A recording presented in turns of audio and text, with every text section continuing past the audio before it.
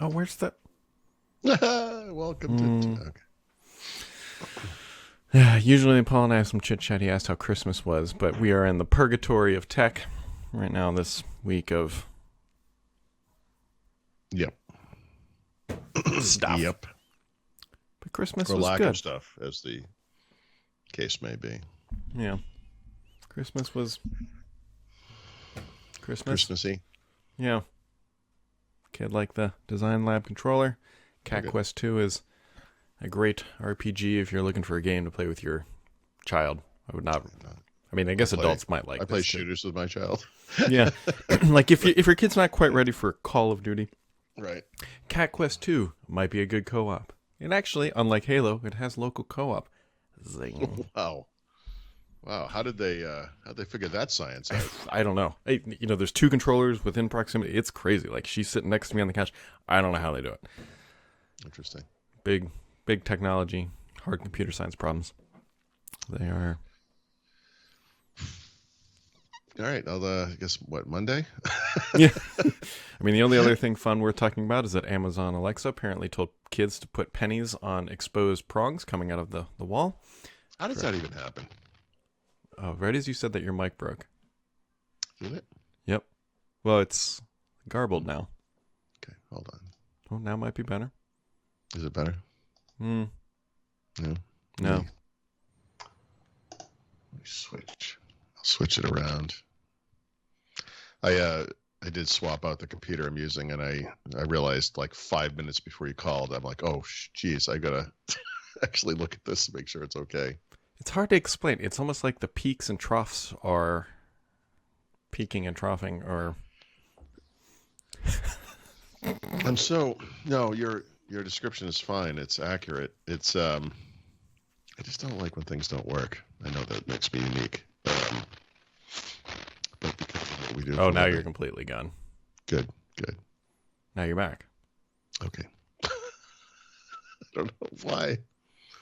Maybe it's what could it be? What genius thing could I possibly have to come out All right, of dear this? listeners, explain what just happened, because Paul went from normal fidelity to fidelity, back to Yep. normal.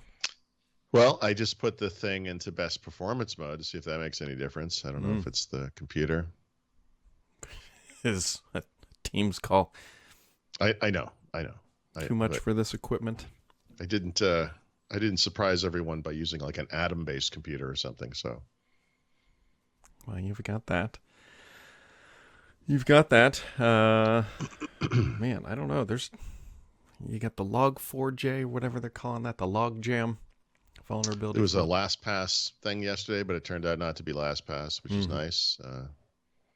If you're using something like LastPass and you don't have 2FA enabled, what did you read a tip in a magazine somewhere or something? What are you kidding me? The Reader's Digest School of Security. Yeah, this thing says I should use LastPass. I guess I'll just use LastPass. Guys, I don't have to explain this to you. The people listening to this know what they're doing. 2FA. Just be smart. It blows my mind. I don't know. Yeah, I don't know. I mean, we've got the end of 2021. I almost said the end of 2020 because it's all whatever the same at this point. It's all just terrible. Heading into 2022, we're going to expect some Windows updates, some Xbox updates, some... There will or will not be a CES of some kind next week. Yeah. I suspect even those companies that have decided not to attend will still announce things, right? I think Lenovo might have bailed out of their presence at the show, but I know they have a bunch of announcements. I don't think I'm breaking any NDAs to say that. And I've seen at least one of them is leaked. So you can expect that. For people who care about the PC, the big thing about CES is the first 12th generation, what we used to call U series chips, and the PCs based on them will be announced. So that is of interest, of course. One of the things I'm going to be looking for, which Microsoft has announced this, but we have yet to see it yet. We know that they're working with TV partners for Xbox, putting an app on there for cloud gaming. Right. No announcements yet. But will we see any next week? Yeah. That's when TVs get announced. So, you'll remember this better than I, but there was a was like a chipset for PCs that you could add to make the controller work better. I think it was basically the same Xbox Connect technology that the Xbox uses. And I don't know if there were one or two, maybe the Surface device. This is like one of those things that didn't come up when they announced the new Surfaces. Whether those have that chipset in them or not, I guess they don't. I don't even know. I don't think they do. Yeah. So I feel like that would be advantageous for a smart TV to have, if it was going to have Xbox cloud gaming compatibility. I suppose the alternative would be, well, Bluetooth, obviously, or a wire. Yeah, I think it's got, I almost would, well, I mean, that's kind of a I bet that it's Bluetooth just because it's going to be, that's the cheapest route, and TV manufacturers don't want to put extra hardware in their TVs for... Yep. Unless Microsoft is probably paying for it. It's probably like, yeah, we'll do it. You got to pay for it. Probably is what they said. I mean, how much could it cost? Like $5 a set or something? Yeah, but it seems like it would be such a better experience if they could figure it out. Yeah. But is it though? I mean, for the layman user, would they even notice? Well, I mean, yeah. I mean, what you would notice is... Well, I know what you would notice, but I mean, let's be honest. Somebody who's going to play games on their TV, not natively through a console or anything else, I don't think they're playing Twitch shooters. Okay, but see, we would have had that same conversation about consoles like 10 years or 20 years ago, I guess. And I feel like that is the future. We talked about that Xbox documentary. With the 360, Microsoft sort of established Xbox as the console for shooters. I feel like that can change to be cloud streaming, we'll see. I don't know. Yeah, it may be a little too early for this. I don't know. So anyways, we'll see if they have anything worthwhile. I bet mini LED might be the new trend in TVs. We'll see. I mean, obviously there's OLED, which is still kind of the top dog, but there's still downsides to OLED. 8K has taken off in enormous ways, so I assume we're going to move right to 16K. Yeah. Is there a single piece of interesting 8K content out in the world? I mean, I'm sure there's one. And it's the demo reel for these TVs. The third season of The Office, or some, just random. I don't. We're gonna find out like MASH has been redone at 8K. Well, I hope not. We're literally just my wife and I are literally watching that show right now. Front to back. It's long. It's going to take us longer than it took the Korean War to happen. Oh God. It was on for like 11 years, I think. Yeah, I guess it was. I think the Korean conflict, as we'll call it, was possibly 2 years, 2.5 years. I don't know. I'm sure somebody will let us know if our war facts are accurate. Mm-hmm.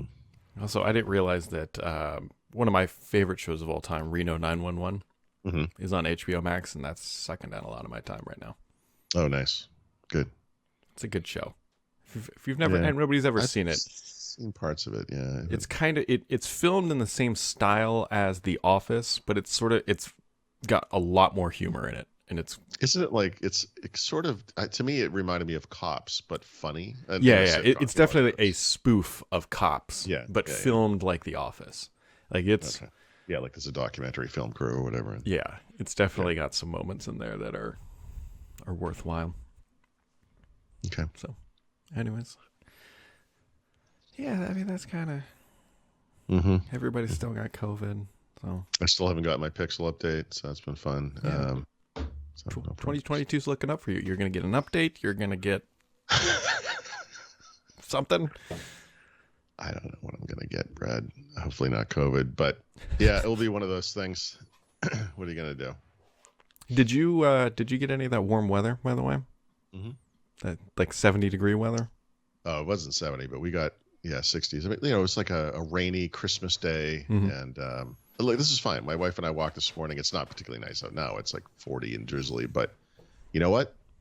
Compared to snow, this will be one of those. I always do this. Like it heads into January, we haven't got snow, and it's like you never know. And the worst winter we ever had, 2015, it didn't snow until January 28th or 29th or something, and then we had 6 feet of snow on the ground within like 2 days. It's like the worst, but so it was 70 and sunny 2 days ago. I washed the cars, took the Christmas lights down, and at this point, Paul, I'm willing to sacrifice Florida for a few more of those days. I think we'd all sacrifice Florida for. I would do it for like a wireless controller. But maybe this is the the silver lining of global warming. It's an awful thing to say, but milder winter, I could do that. I mean, the weather is crazier in general, right? We seem to have more crazy storms and unpredictable stuff, but yeah, I think Seattle got like 5 or 6 inches of snow, something like that. Yeah. It was the apocalypse over there. One of the worst driving experiences I ever had was in Seattle when it snowed. This is literally, I remember the date. It was February 2001, because I was at the XP reveal and I had to leave early. And it was for them, it was a snow. It wasn't even a snowstorm. It was a couple of inches of snow, but they didn't have plows. So I'm like sashaying my way to the airport. Sashay. It's not good. It's a beautiful description. It was all over the place. It was like a typical Pennsylvania driver in dry conditions. But yeah. And I'd also just like to point out that the Bengals shellacked the Ravens. I know. See, this is the other thing. Global warming. It's unpredictable. Yeah. Well, that's the Bengals' performance too. So here's the problem. And somebody's going to write it. Joe Burrow have? He had like 500 something yards of offense or whatever. Joey Burrow. Joey Burrow, whatever his name is. Well, it's funny. They're both from LSU, but so here's what's going to happen. Somebody's going to comment in the description that the Ravens had like half their squad, which is true. They lost their quarterback. They lost their backup quarterback. They were on a guy, and although the Jets had a backup quarterback, and they still beat the Bengals this season, so whatever, backup quarterbacks tend to be our nemesis. But it doesn't explain what the Bengals did earlier in the season, because Paul Thurrott, there has been only one quarterback who has put up 2 400-plus yards games against the Ravens in a single season, and that's Joe Burrow. Because earlier this year, they beat them 41-17, and this one was like 41-25 or 47, whatever. Yeah. The problem is that the Bengals will now go into a game like against Kansas City next week, or this week, where they should do well, but they will just get embarrassed because they're going to go up thinking, like, we're good, and then just... But you're set for the playoffs, right? Like, you're not... Are you still wild card? No, you must be... No, we're leading the division right now. Yeah, okay, so you should be all right. Because we beat the Steelers twice. We beat the Ravens twice. We got embarrassed by the Browns. Which we have to play the Browns again, not this week, but next week, which is... I think if the Bengals win either one of these games, they're in the playoffs. So, okay. Anyways. All right. It's football. That's nice. It's football talk. Yeah. Weekly. Daily at this point until on Wednesday for some reason.